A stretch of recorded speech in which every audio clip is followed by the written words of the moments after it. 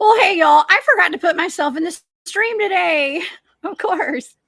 Welcome into A Glitch in the Matrix, you guys. I'm your host, Jessica Jones. I'm the Cryptid Huntress. And yes, it's going to be another fantastic show today. I have Daryl James in the studio. He worked with the secret space program, formerly with the U.S. Navy. And we have some very, very interesting topics to discuss this afternoon involving cryptids, chimeras, animal human hybrids, and much more. It's going to be fantastic, you guys. I made it out alive, y'all. I made it out alive. I did go up to Ferris property up in Tennessee over the weekend. We had Operation Cryptid up there, where we went and explored 488 acres of untouched, undisturbed, beautiful property, including a gigantic cave full of cryptid activity, UFOs, portals, gosh knows what, y'all. It was fantastic. So shout out to Cryptid Warfare podcast, the Conversation Cabin podcast, and to all the guys that were there that made that a very special event. We did not get chased out by skinwalkers like I was expecting. So womp womp. But, which was actually a really good thing, right? So I'm not mad. I'm actually super, super happy that I'm here with you guys today. But we did have some activity. We're going to be talking about that tomorrow night on my remote viewing show with Farah, and I believe Drewski is going to be on there with us. And I'm going to invite the other guys to come on as well. Okay. Well, all right. Well, if you guys would like to follow along with all my shows, please go to my website. That's thecryptidhuntress.com. You can find all of my shows there. Be sure to join me every weekend on Spaced Out Radio from 10 p.m. Eastern. I have some fantastic guests this weekend, starting off with Al Santoriga is my guest Saturday night. It's going to be a good time. We're going to be talking about Bigfoot. Okay. So yes. And also, if you guys want to come see me in person and hang out, I'm going to be at the second annual Dogman Conference that's coming up. Paranormal Roundtable's second annual Dogman Cryptid Conference in Fort Worth, Texas. That's going to be Labor Day weekend. So y'all make plans, get your tickets. Y'all come see us. Okay. Awesome. Okay. Well, without further ado, we're going to be discussing what I believe could be the missing link for a lot of this cryptid research that a lot of us do out there. We have a lot of questions as to where does Dogman even come from? You know, I get asked that a lot. Where does Bigfoot come from? Are they ancient beings? Have they been here forever? Do they come from off planet? Okay, that's another question I get pretty often.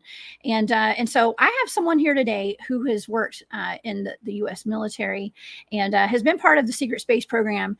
And he has some interesting stories for us today. And I think that he and I are going to be making a lot of very interesting connections on this show today. So you guys, thank you to all my moderators who are in here today and everybody who's watching live in the chat. You guys are just the best. Absolutely. Okay, so let me introduce Daryl James. Daryl D. James enlisted in the U.S. Navy on January 24th, 1999. He served 7 years, including 1 year in Iraq with the Naval Mobile Construction Battalion 7. In 2003, while stationed at the Royal Air Force Base in St. Maugen, I can't pronounce that, y'all. I'm sorry. Okay. In Cornwall, UK, he passed through what he thought was a metal detector. It was a piece of technology that measured every biometric signature he had, including his IQ, which was measured at 195. He was soon recruited to join the secret space program and guaranteed a position as a pilot in Solar Warden, the star fleet that monitors our solar system. After a miscommunication with a 9.5-foot tall reptilian, he was sent into the mines of the moon. Oh my gosh. And you guys can follow Daryl on his website. I'm going to pull that up here in just a second. Please help me welcome to the show my buddy, Daryl. Hey, Daryl. Hi. Good to be hey. here. I am so glad you're here with me today. It was such a pleasure meeting you and my buddy, Anne-Marie. Shout out to Anne-Marie, by the way. Hey, Anne-Marie, hope you're watching today. It was a pleasure meeting y'all at the Journey to Truth conference. That was quite an event and awesome meeting you guys. You and Anne-Marie both. Yeah, it's good to meet you. We tried to find Bigfoot. James Rink told us a lot of good jokes. Absolutely. I mean, you know, off the internet, yeah. Oh, those Bigfoot jokes that James was saying, James Rink, you guys, he is hilarious. He was telling us some great jokes. The last night that I was there, we actually went out looking for Bigfoot. We were searching for Bigfoot that night, and ended up getting a fantastic, spectacular star show in the sky that night, just looking to the stars. That was a very memorable night. That was a lot of fun. But those jokes, he had some, they were like foot jokes, right? It sounded like we were at a podiatrist convention. It was awesome. Okay. but but anyways, you and I were discussing some very interesting, I guess, human animal chimeras or hybrids that you had experienced during the program that you were in. And can you kind of start off by telling our audience a little bit about your background and how you got into the secret space program? Yeah. Well, I was stationed in it was JMF RAF St. Maugen, which is like Joint Maritime Force for the Navy and Royal Air Force, St. Maugen in Newquay, England. And it was they had an underground base, and for all I knew was it was to monitor submarines. You know, it was close to the Arctic Circle, so it was to monitor like Russian subs. But there's like caverns underneath underground bases, and caverns all throughout the Earth that were made by, I believe, just mostly, you know, negative kind of reptile ETs and things like that, and grays and things like that. But yeah, second day I was there, like my first Monday, I was sent to go escort some civilian workers from the corporation Siemens. And when they walked in the underground base, the first guy said he didn't want to walk through the metal detector, and that's all I thought it was. It just looked like an airport metal detector.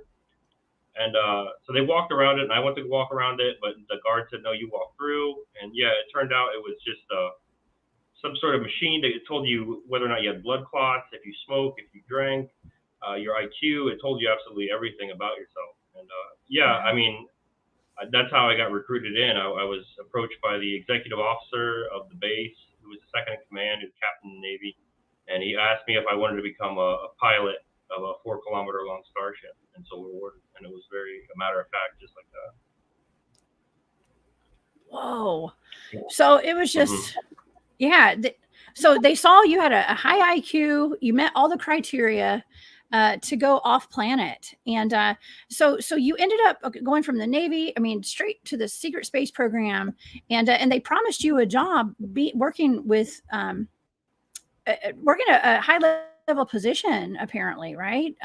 But at some point, things went south, right? And you ended up running into a big reptilian. Tell me about that. Yeah, there was. Whenever the XO told me about, you know, joining the program, and I agreed to it.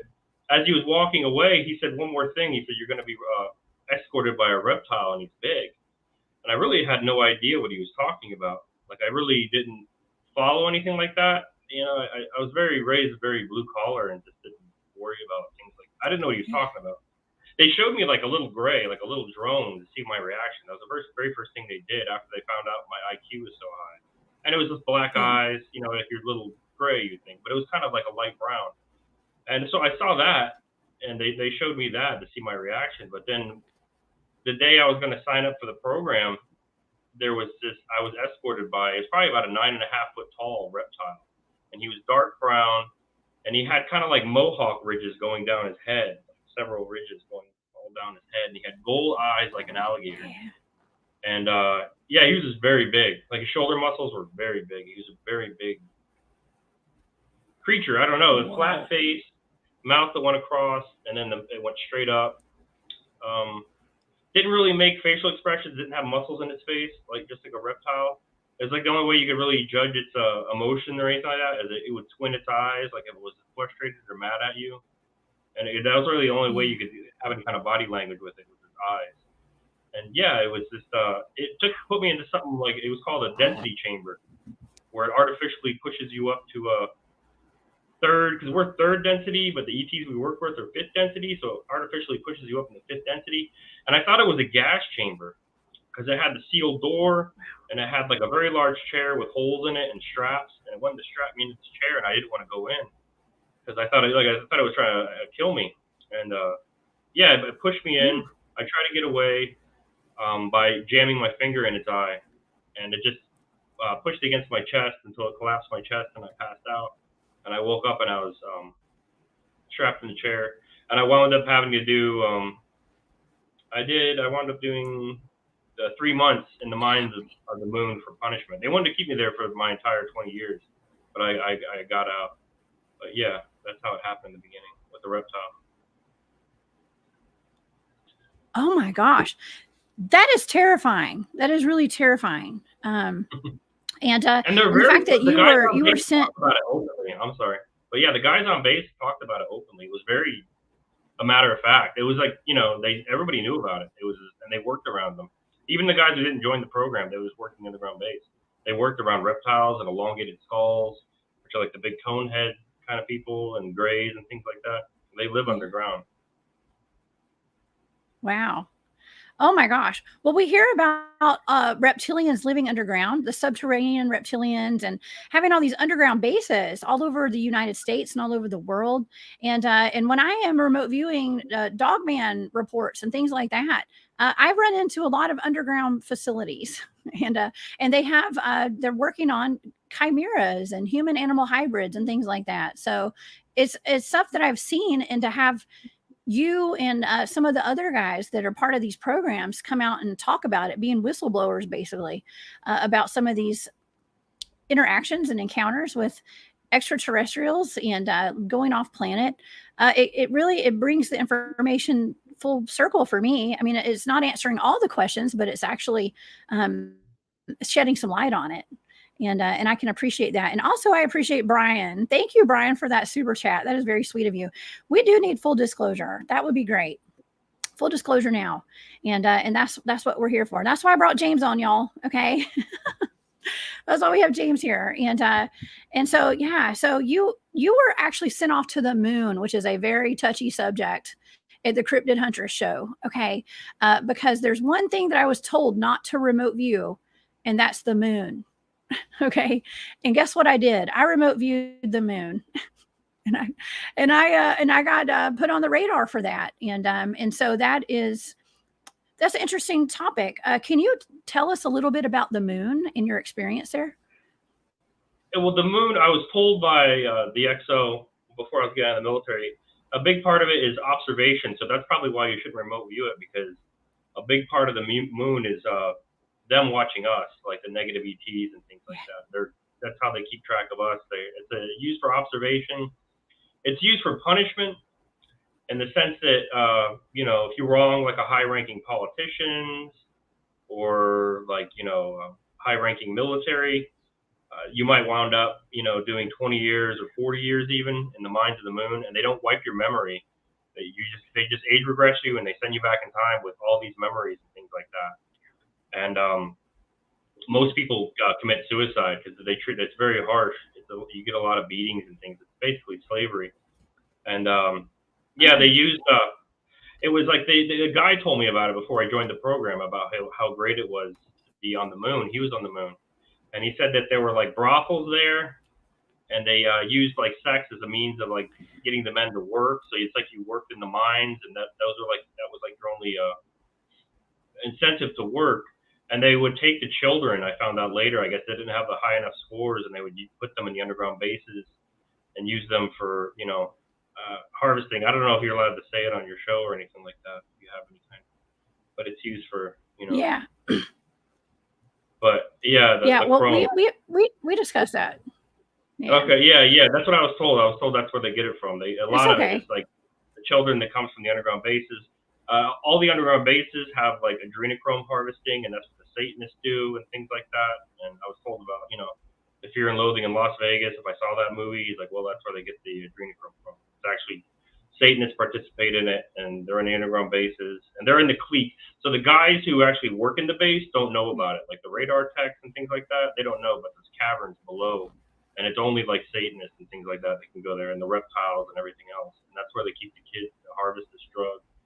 And but it's also for punishment, but it's used also as almost like a stepping off point for ships and things like that. So they'll send you through a portal. They call it like a looking glass technology portal. They'll send you through a portal, and you'll wind up on the moon, and then you'll take off from ships on the dark side of the moon. So that's why you really don't see a lot of craft and things like that, because they use that as like a jumping up, like almost like an aircraft carrier to take off from. They use the moon. Yeah. So you'll go through a portal, go to the moon, and then you'll take off on ships and things like that from the moon itself.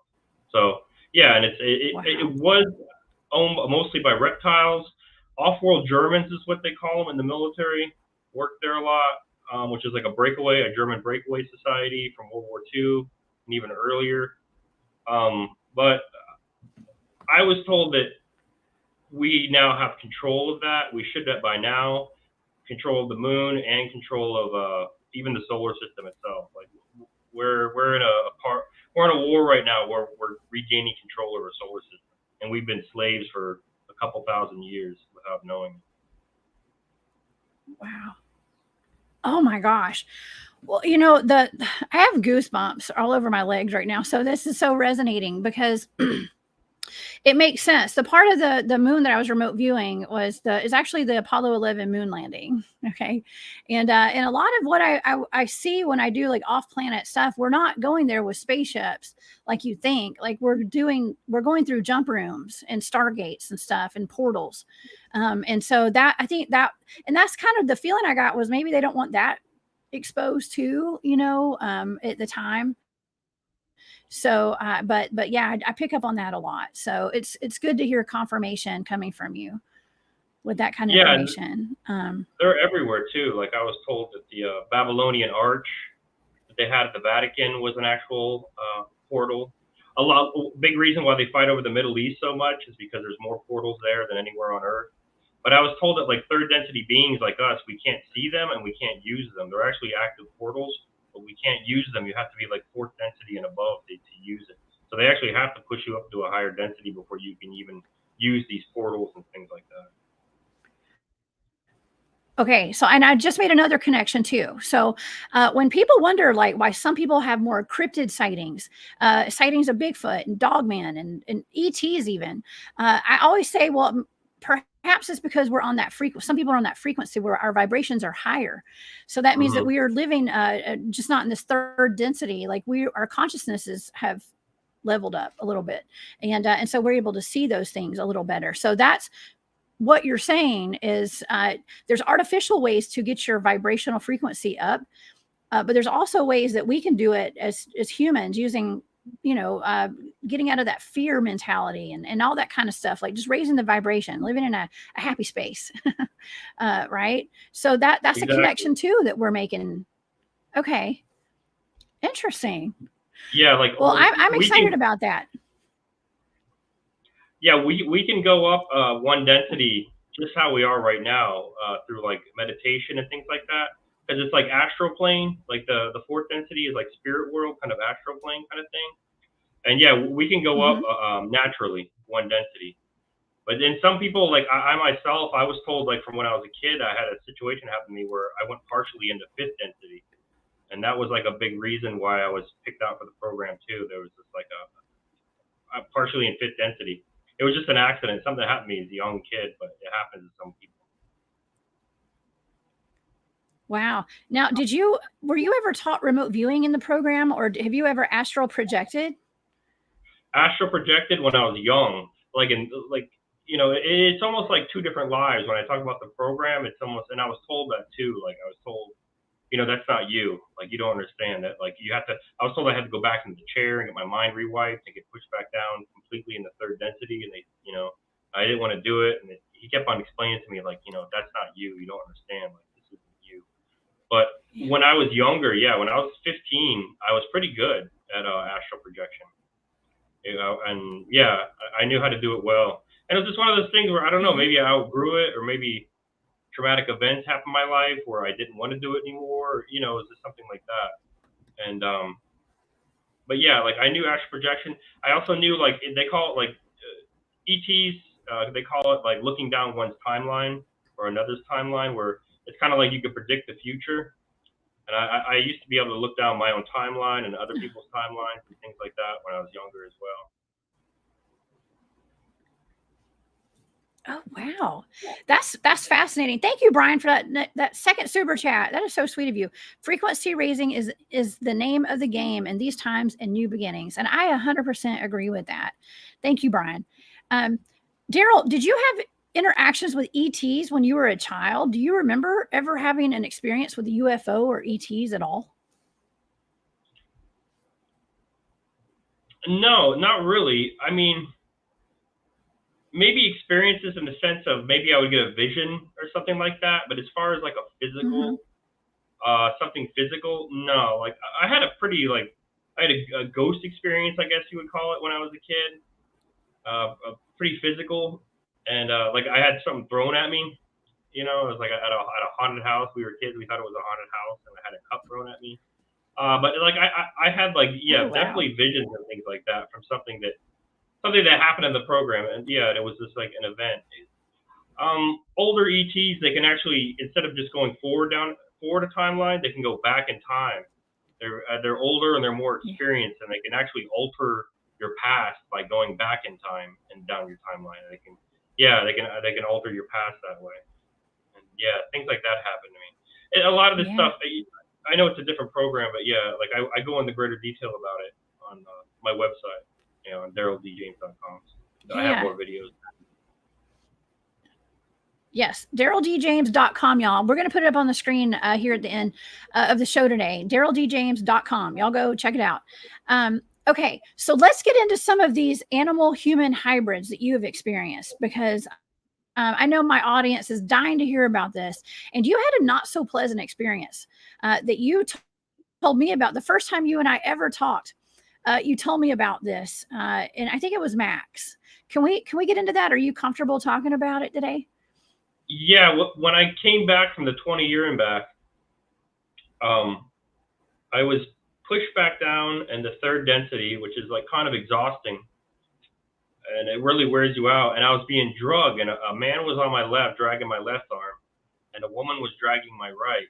And she said, "I'm tired. Let's take a break." He said, "Okay." And she dropped my arm, and I was still just being hung onto by my left arm by the man.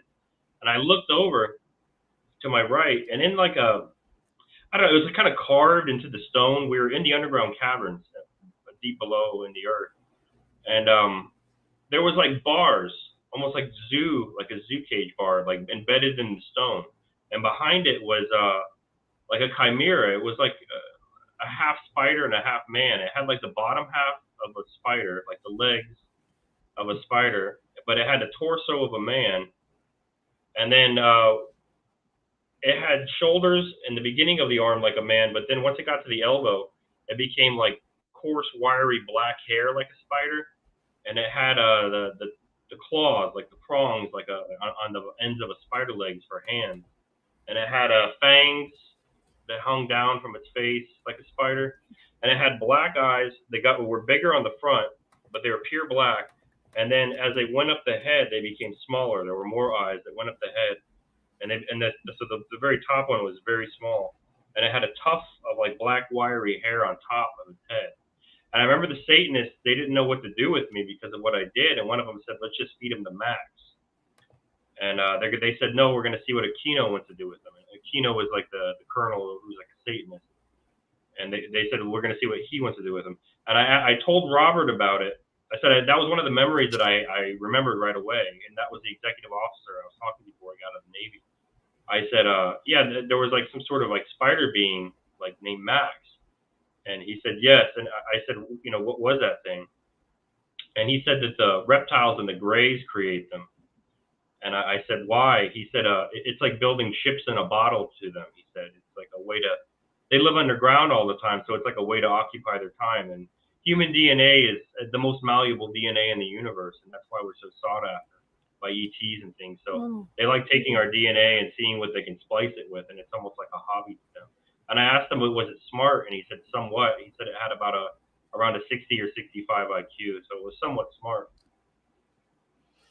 but it eats humans, Yeah, correct? it eats people. Yeah, and they have like kennels, like cages in front of his cage, like off to the side, but in front of his cage, and that's where they had children in there. They had children in there, and sometimes I guess sometimes they feed them to children and things like that. Yeah. It sounds as though they're using humans as like livestock, basically, off planet and in these underground bases. And it's a horrible, horrible situation. And I think it's important that we shed light on these things because I talk about very often about the missing 411 series and the people going missing out of our parks. And it's not just missing people that are being taken. They have breeding programs. Is that correct? Yeah, I mean that's what a big part of the moon was. That was breeding. That was just breeding human beings. And like I said, if they didn't have, you had to be at least 110 IQ to even get into the mine. So they wanted you to be, pretty, which is pretty smart. That's above average. And they wanted you to be at least somewhat smart to even work in the mines. So I guess if the children had high enough scores, they have abilities to see IQ scores just by with a scan. They would go off world, and humans are very sought after in different worlds. We're good engineers, we're good slave labor, we're creative. ETs like our creativity, our ability to create music. They like our classical music, classical art. They like things like that about us. They don't really have that kind of I don't know, that kind of just imagination like we have. They've kind of lost that, maybe because they lived so long Wow. or they've been around for so long. They kind of lost what we have. But yeah, a lot of they use and I was even told that they by Robert that the reptiles and stuff, they see those children, and even the Satanists, they see them as like beasts. They don't really see them as Yeah. human beings. They see them as like livestock. Wow. And that's something else that humans have that they potentially don't have is empathy. I've heard that several times from people. Is that we have empathy, and and that's why the gray. I guess it was in relation to the Greys taking people and things like that. It's way more than just Grace taking people, apparently. And speaking of aliens, I have Dave Scott in the chat. Thank you, Dave Scott, for that amazing super chat. That is much appreciated. Thank you. Y'all be sure to check out Spaced Out Radio tonight at midnight Eastern. Okay. But yeah, there's a lot of things that humans have that is desirable to beings all throughout the universe. And so yeah, when I was a kid, I actually I had ghost experiences too, Daryl. And but looking back, considering the ET experiences that I've had in my adult life, I wonder if those ghosts were actually ETs because they're able to project things into our minds to make us see something that we're not actually seeing. Yeah, but I mean, it's kind of the same. It's like I said, fourth density is like that world, that spirit world, that astral plane kind of world. And fifth density is even on a higher kind of level of consciousness than even that. That's like more of a technologically advanced, more spiritually advanced kind of being.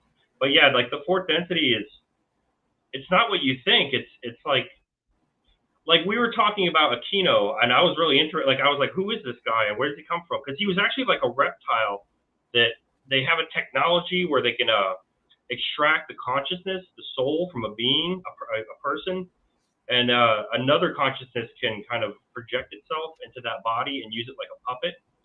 And we were talking about him, and Robert said we should stop talking about Aquino, and I said why? He said we could conjure him. And I said, what? He said, yeah, he could be in this office Ooh. right now. We wouldn't know it. He said he's fourth density, which is like astral plane, spirit world. And if we think about him too much, we could get his attention, and he said that we could conjure him. And this was a captain in the Navy telling me this stuff, So it was like, it's a lot more spiritual than you'd think. It's a lot less sci-fi and a lot more spiritual than the whole ET experience and everything. It's a lot more spiritual than you think. It is. And that's why I think it's really interesting to, when I got into the cryptid field, my team was trained in remote viewing and to learn the psi aspect to a lot of these experiences. The body, mind, spirit has a lot to do with this. And the fact that there's a lot of Satanism involved in a lot of things that are going on with our military, or used to be. I don't know if it still is, but it has been. And a lot of these cryptids are conjured up through portals that rituals create. Okay, people create through rituals, like these dark entities. Even let's take for instance CERN. Okay, whatever this Large Hadron Collider is, it seems to be switching timelines and opening portals, and dark things are coming out of them. We're living in a very strange time right now, Daryl. I would say very strange times indeed. But the Satanism has a lot to do with a lot of the darkness that's going on the planet and off the planet. Definitely, yeah, and it's big time in the military. I was told, like, you choose once you get to like your once you get your Eagles, which is captain in the Navy and colonel, and the other branches, you choose whether or not you want to be positive and negative. And yeah, the negative aspect of Earth is Satan. It's called that. So that's what it's called. Wow. Like, you can either be a Satanist or you can look for the positive. You're given a choice. And that's another thing that people don't realize is it's all about choice. Like, you have to sign a contract. And I even asked him, I said, why do you deal with these ETs? Like, why do you deal with reptiles and greys and things like that? And he told me, he said, we have a contract. Like, we don't have a choice. We signed a contract, and we have to give them so many people every year. That's part of the contract. And that's how people get recruited into the space program and things like that. Wow. And there's probably also, there's contracts to give them livestock of humans as well, I'm assuming, for consumption and whatever else they want with humans, which is really, and that's like off-planet stuff. It's really quite sad, very, very sad. Now let's go to another story that I've heard you talk about too. And this is something that I'm super interested in, and I don't know a lot about, but it's the Vril and the Vril parasite, and how this can. I think they call them body snatchers, and there's something that's super popular on my channel, and that's the human cloning show that I did with my friend Brown Dwarf. Okay, we did a show, and we talked about the human cloning and the human resets. It comes up in the data a lot that I get for remote viewing, especially with giants, that they're being cloned. And there's cloning programs with Dogman as well. It's transferring consciousness over. Okay, we could go down a totally different rabbit hole, like a huge rabbit hole. We could spend a whole day talking about this, actually. Tell me a little bit about your experience with the Vril, and then we'll get into like the cloning and the consciousness transfer. Yeah, I was being tortured by Aquino and things like that in the underground base and the caverns, and I don't know what it was. I knew about I saw the kids there and everything else, and I said something to Aquino. I said, you guys are the Jeffrey Dahmer family or something like that. And Aquino stopped right away, and he said, Jeffrey Dahmer. He said, I met Jeffrey Dahmer. He said, you want to see what happened to Jeffrey Dahmer? And this was the reptile that was whatever. He wore like a red hood. He was black with scales. He wore a red hood, red cloak, and he talked to a bigger reptile. He said something to it, and it went into like a hallway, and then it came back, and it had this little thing in its hand. This little, I don't know what it was, very small compared to him, and it set it down, and Aquino said, "Do it." He said, "Do it," and it did something. I couldn't really see, and it had like this worm in its hand, and it put it. I was tied to like a rack, and it put it up to my face, and it got real close to my eye and was starting to go into my eye. And he said, "No, I'm not going to do that to you." And he pulled it, and he threw it away, threw it behind him. And I was told by Robert, the XO, I asked about that, and he said that that's what happened to Jeffrey Dahmer, a lot of serial killers. That's what happens to them. They get droned. That happened to him in the army. They say after somebody, what it does is it goes into your eye, wraps around the retinal nerve, and it injects like a fluid into your brain, which kills your consciousness, but then it's replaced by something else. And it's replaced by the consciousness of the reptile itself. And yeah, people, after that happens to them, they become very sadistic, just very cruel people. And yeah, that's what happened to Jeffrey Dahmer, like cannibalism, things like that. They have no empathy. They just want to destroy, and they're easily controlled. And yeah, like I heard that happens to a lot of politicians. You know what I mean? Because whatever these drones, they call them drones, these little reptiles. They want to like stay there. They want to they want to stay in power. They want to be a human being. They don't want to live underground and be these little 2-foot tall little reptile beings, whatever they are. But yeah, so they'll do anything that they're told to do to stay in power. And yeah, Wow. it's real. Yeah, it's definitely real. I had another Wow. occasion that happened to me where I had a close call, and actually the hometown where I live in, where it was I was I don't know, I was kind of like I was in a bad point because Robert even told me like if you don't get your mind rewiped, there's a good chance you might commit suicide. Most people commit suicide in the Oh first 6 months yeah. when they have memories of the 20-year and back. And that's why he convinced me to go back in the chair, and I wouldn't go. So when I got out and I was in my hometown, I would get drunk, and I was almost like on a death wish or something. I'd go into like bad neighborhoods and things like that. And these two women called me in, and I went to their house, and I was I was weird. They were just staring at me, and I was there, and I said, "Well, can I lay down for a while?" And they said, "Yeah." And I laid down on the carpet, and I heard like them talking. I was still kind of in and out of it, and I heard like this weird voice. It sounded like it was like I'm scared. Like it sounded like that, like trembly. And the girl said, "It's okay, it's okay." And then I felt something cold on my face, and with these beings that I work with like these positive ETs, like Nordics, is what they call them. And the Nordic, he was like the guy I worked with. He had such a strong telepathic link with me that we were on the same timeline. So that it's kind of like there's two of me. There's one that's up in the program. There's one here because I went back in time and I came back. But I'm like sharing a consciousness, and he knew that I was in danger, and he said, "Get it out." I heard this voice in my head say, "Get it out." And I went to pull it. I grabbed it and I went to pull it out, but it felt like it was going to pull my eye out. And I said, in my head, I said, "I'm going to pull my eye out." He said, "Then pull your eye out, get it out." So I clenched my eyes together as hard as I could, and I yanked it out. And the women jumped on top of me to try to hold me down. They said, "Hold him down, hold him down." And I Wow. eventually got it out, and I knocked them off of me, and it was like smacking in my hand. It was cold and wet, and I threw it down like a hallway. And I kind of just yelled because I didn't know what was happening because they were like attacking me. And they both like sat back on the couch, and it was kind of a situation where the kitchen light was on, but everything in the living room was off, so all I could see was kind of like outline shadows of them and stuff like that. And I saw this little puppet like on the coffee table. It looked like a small little thing, and I looked down at it. I was looking up at them, and I looked down at it, and it looked just like what Donald Marshall sketched out, and he's big into the whole Vril thing. And it had like eye stalks on top, like a crab on top of its head, and it was like a rust-colored brown, but it was dead. It was like it was gone, and I ran out of the house like yelling because it freaked me out. And people have asked me like, "Well, how do you know that happened? How do you know that it's real?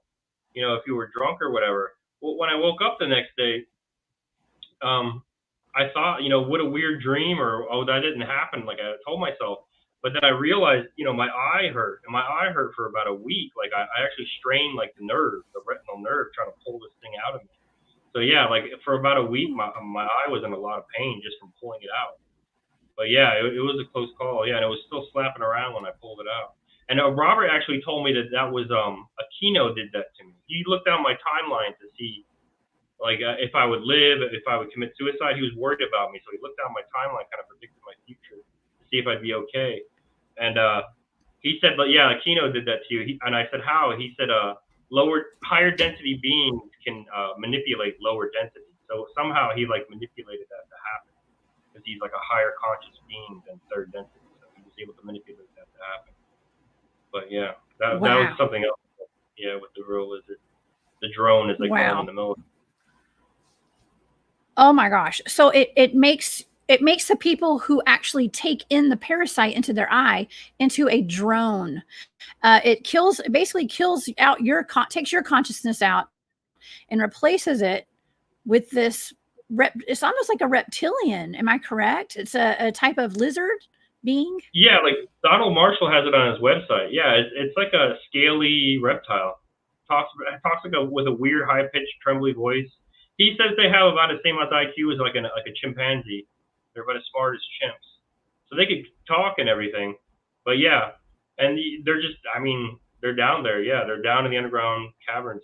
There was an elongated skull that was there. I saw when I was down there. I saw an elongated skull, which is like the you see in Brazil with the red hair. He had like it looked almost like a red scarf wrapped around his head, and I'm not sure if it was his hair he had wrapped around his own head or if it was an actual material.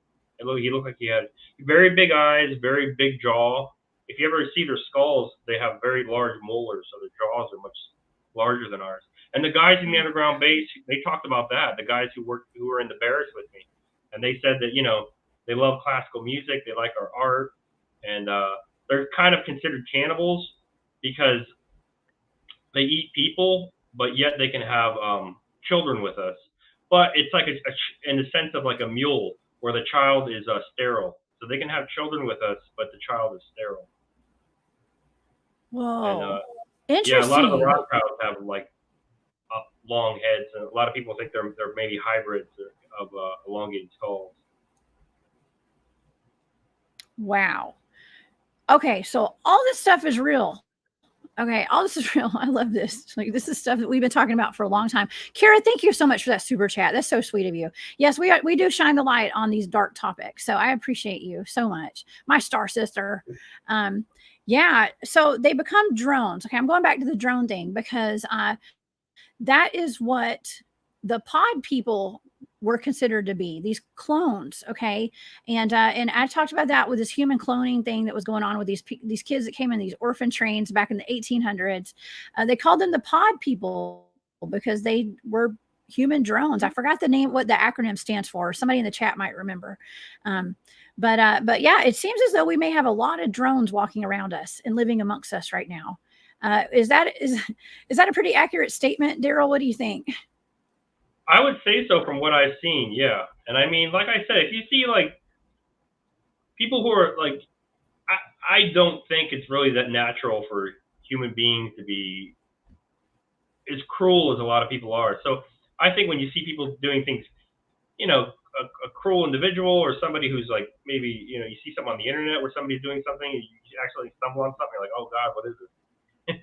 Like that's happened to me before, and I was told like that's like those are 9 times out of 10 those are people who were drones because they're just very vicious, they're very cruel, they're kind of cowardly too because they don't want to be found out, but they're very easily manipulated, and that's how if a person gets in a certain position of power, they can be in danger of that happening to them because these reptiles and things like that, or these even these people in high up in corporate ladders and things like that.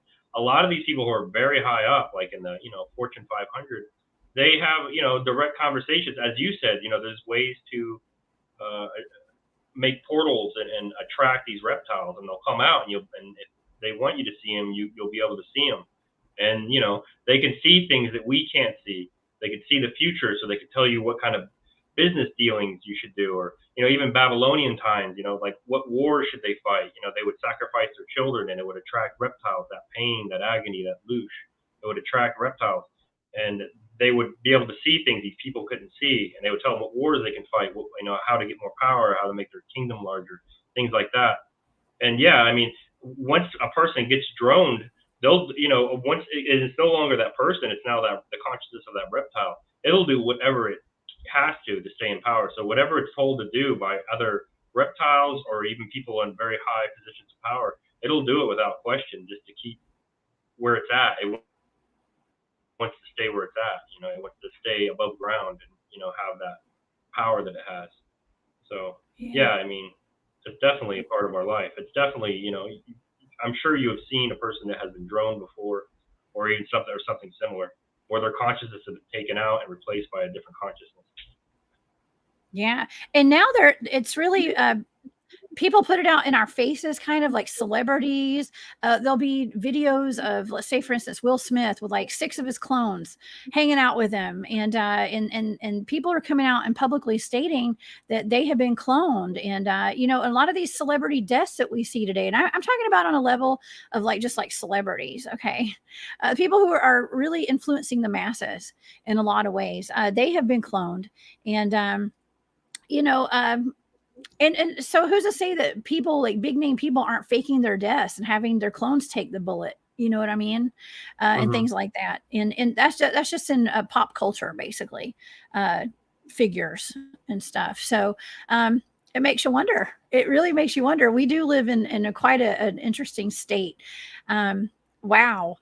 Okay, so we got the cloning. What about? Okay, here's a question I have. Speaking of cloning, I have been told that a lot of these cryptids are cloned for purposes of the military and government programs, and just maybe not even government, just some kind of program that's going on, to be like Dogman, for instance, to be trained assassins, and things like that.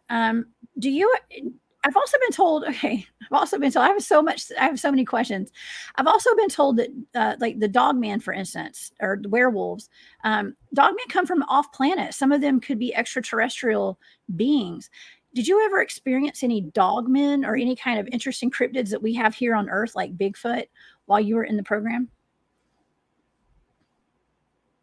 Bigfoot, but definitely, whenever I was in with the off-world Germans, like Darkfleet, and like it was a space station, but it was almost like a place where other beings would who were at war, maybe warring factions, would come to talk peace. Trade happened there. ETs are big into trade. But yeah, I saw two beings. One looked like your stereotypical, like from the Egyptian pyramid, like, and that's what how I describe it. Like the Egyptians, they weren't making that up. Like these beings are real. And I was told that we used to worship them at one time, like ETs. They were our gods. And yeah, it had like the pointed ears. Almost, it looked almost like a Doberman Pinscher, except for it was solid black. It had no brown markings, and it had a very long robe, like colorful robe on, and a female, what I believe was a female, was next to him, and she had almost like I don't know, almost like Lady in the Tramp ears, kind of like floppy with wavy hair going down ears. Yeah, and Sounds I pretty. also saw, yeah, Interesting. yeah, and I saw cat people. Good looking. Like I saw people who were like feline. One was like a white lion. The male was like a white lion, and the female looked almost like a tabby cat, like a red tabby cat. So yeah, like I saw those. I've seen beings like that. Yeah, that's what I'd have to say. It's like those are real things. Those weren't the imagination of these people. And I was told that we used to worship them at one time. These ETs. Wow. Well, it goes back. It goes back to Egyptian gods, right? With like Anubis and Sekhmet, and I mean all these different Egyptian gods who are part animal, part human. Like crocodile men and dog men, jackal men, and cat women, and it's almost like it's out there for us to see. We just have to open our eyes to it, and connect, I guess, and hear stories like you have for us today, to really start connecting some dots, because this is something. It's like we're on a quest to know the truth about cryptids on here on my channel. At least we're here on a quest. So many of us have had experiences that we can't really explain, and we've just got tidbits of information, and being able to have access to you, Daryl, and to the other guys who have experienced, have the military experience and the secret space program experience with off-planet worlds, off-planet stuff. It bridges this divide, or this. It's a missing puzzle piece, in my opinion, to a lot of this that's going on. So I can appreciate it. And also I have to make the statement that it sounds like an episode of Star Wars is real. Like Star Wars is real. Like all those creatures we've seen, they're just showing us what's actually out there.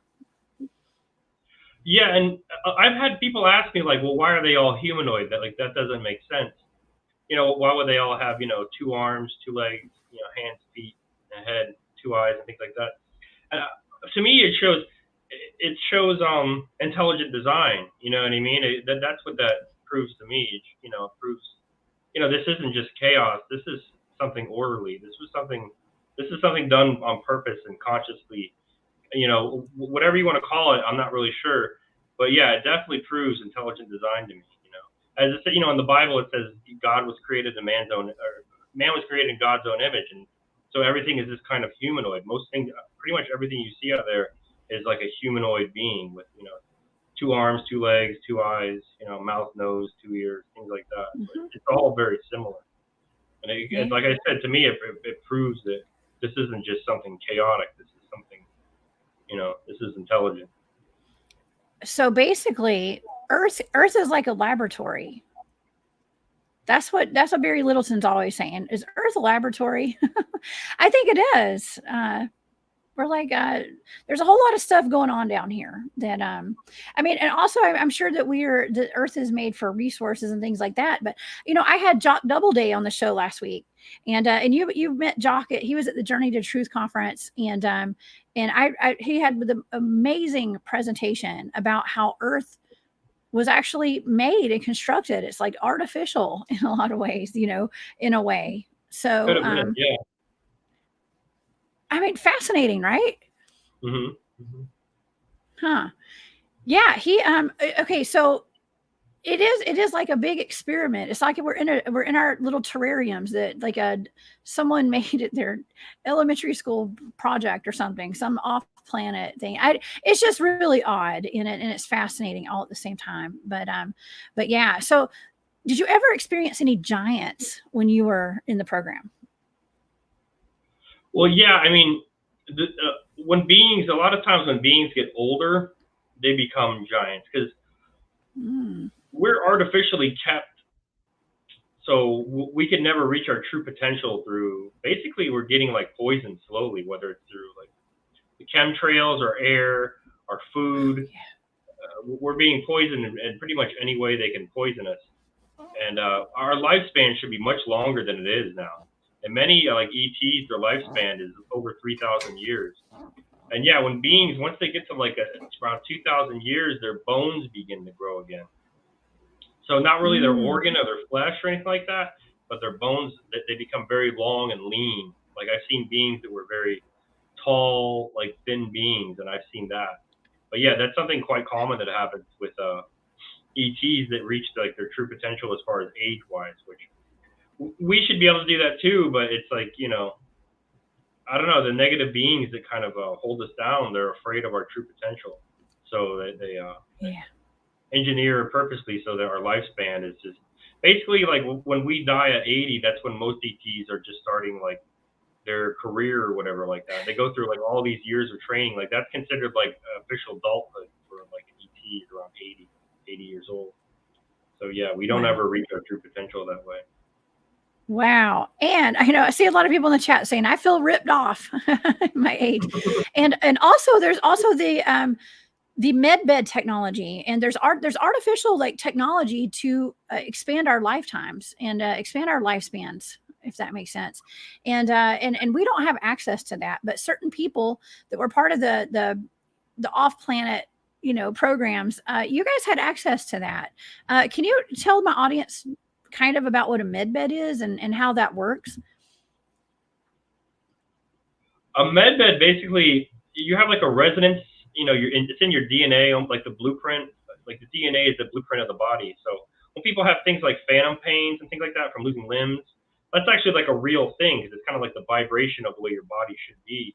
So what a medbed kind of does is it just goes into, those blueprints of your body, and it just rebuilds what was taken, what was lost. So there's really, and I was told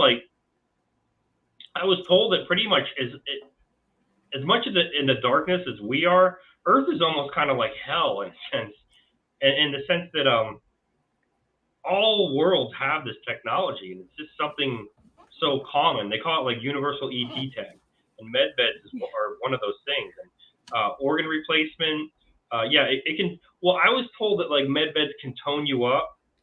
Like they could tone your skin, your muscle, make you look more youthful. But as far as age regression, that is something different. That is something that takes a little bit longer. But yeah, there is abilities of age regression, but you can only do it like for our lifespans. They can only age regress you 40 years, because after 40 years, it can do psychological damage to you. Like if a being gets age regressed too many times, it can do like mental damage to it, like psychological damage. But I mean, you can go into a medbed every day, and there's absolutely no side effect. It's good for you.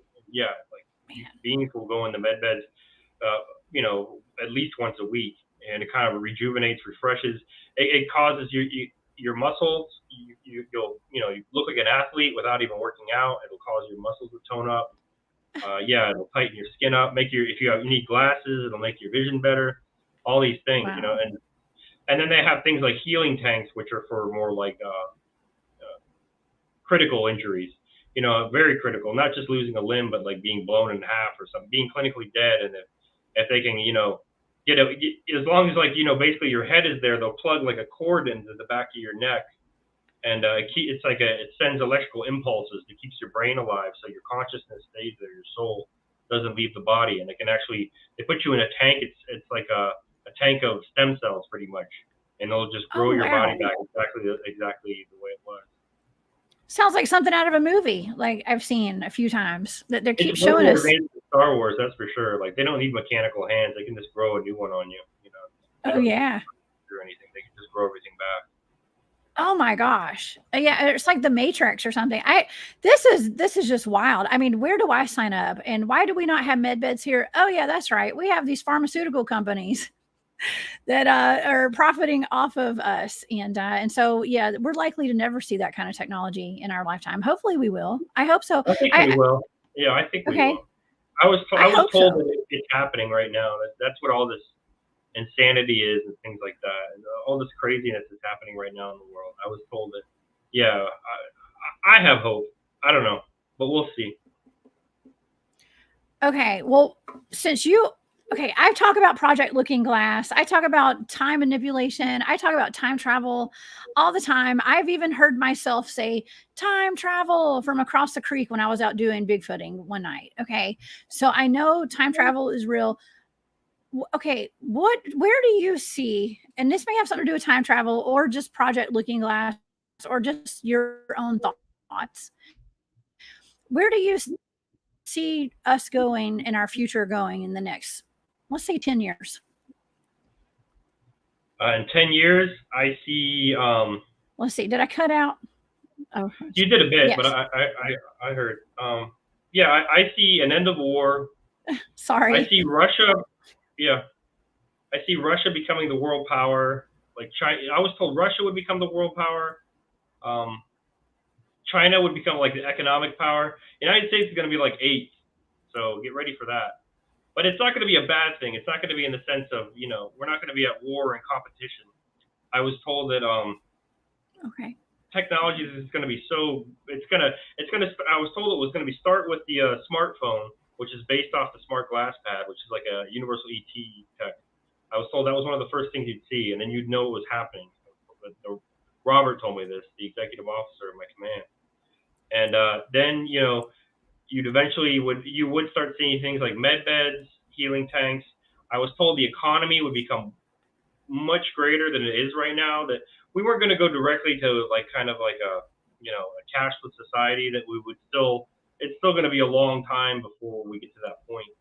But I was told like all the world's gold was in the catacombs of the Vatican, and they were getting it all out, and it would be distributed to the earth all around to the people of the world, and enough to make everybody on earth 100 millionaire. And I said, well, is everybody going to become 100 millionaire? He said, no, nobody would work. So there's going to be great incentive to work, to build. You'll be able to pay off a brand new car in about 6 months. You'll be able to pay off a house in about 3 or 4 years. We're not going to be a slave to money anymore. Our money's going to work for us. And it's just no more war. And he even said 1,000 years of peace and beyond. He said that's what's going to happen. Like that's what we're working on right now. So I mean, the economy's going to be great. We're going to have peace. We're not going to have war any longer. America's not going to be the world power anymore, but it's going to be for a much greater world. And I was told that how they figured out world powers were they couldn't decide on it, so they just came up with the idea of whoever has the most natural resources. So Russia has the most natural resources, so they became the world power, and that's how it worked out. Wow. Hey, that doesn't sound terrible. Listen, that's not a horrible timeline. Okay, I've heard way worse. So this is amazing. I mean, I think that we have a lot to look forward to, and we need to stay high vibrational. Okay, everybody in the chat, everybody watching today, Let's be sure we get as high vibrational as possible, and try to get up to that 5D, and take the world to the highest timeline that we can, and so we can have a beautiful future, because I see nothing but good things personally, and yes, I am on the sunny side all the time. I try to be. And Daryl, thank you so much. Gosh, this has been so amazing. I've had this is one of my favorite shows I've done. I mean, all my shows are my favorite, but this is a fantastic show. And tell people where they can find you if they'd like to see some of your interviews and some of the shows you've done. Yeah, it's Daryl DARYL. D is in Delta James. So yeah, DarylDJames.com. I have everything there. I'm working on a book, and hopefully come out in the next. Geez, I don't know. Books are difficult. Next couple years, you know, hopefully in a year, like 2 years at the most. And you know, but yeah, I have all my videos there. I have some more I have to put up because I've been doing videos lately, so I have a few more I can put up.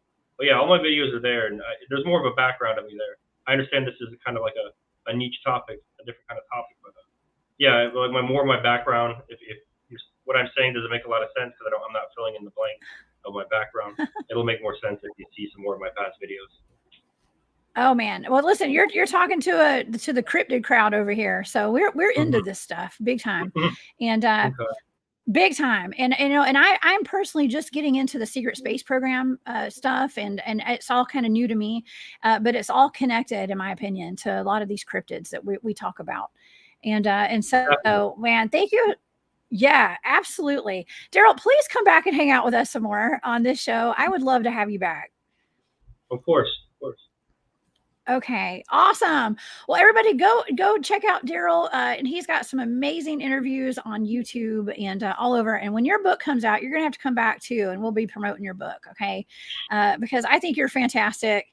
I hope to see you and Anne Marie in here in a couple of weeks, so I might be coming down and hanging out and seeing you guys with another crowd that we hang out with. So Daryl, have a wonderful week. Everybody in the chat, I want to thank you guys so much for being here today. And yeah, you guys check out DarylDJames.com. All right, everybody, y'all join me tomorrow night for my remote viewing show. I have Farah and the crew that was out in Tennessee doing our research last weekend coming on the show. So Daryl, have a wonderful day. I hope to see you soon, and take care, everybody. I'm sending out love and light. Everybody, let's go to that high timeline, okay? All right, Daryl, we're closing it out. I will see y'all tomorrow. Y'all have a great night. Bye, Daryl. Thank you.